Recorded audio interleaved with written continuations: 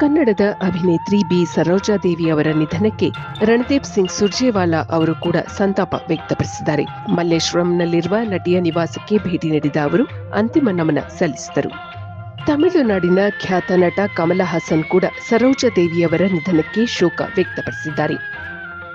ತಮಿಳುನಾಡಿನ ಮತ್ತೊಬ್ಬ ನಟ ಸತ್ಯಜಿತ್ ವಿಡಿಯೋ ಸಂದೇಶವನ್ನು ಪೋಸ್ಟ್ ಮಾಡಿ ತಮ್ಮ ಸಂತಾಪವನ್ನು ವ್ಯಕ್ತಪಡಿಸಿದ್ದಾರೆ.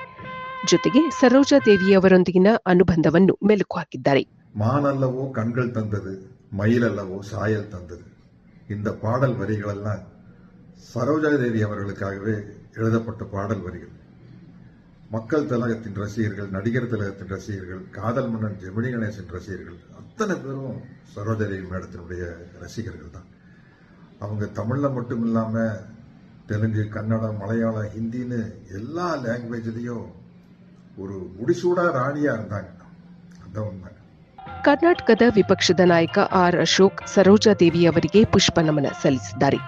ಇದೇ ವೇಳೆ ಅಭಿನೇತ್ರಿಯ ಫೋಟೋ ಗ್ಯಾಲರಿಯನ್ನು ವೀಕ್ಷಿಸಿ ಆರ್ ಅಶೋಕ್ ಭಾವುಕರಾದರು.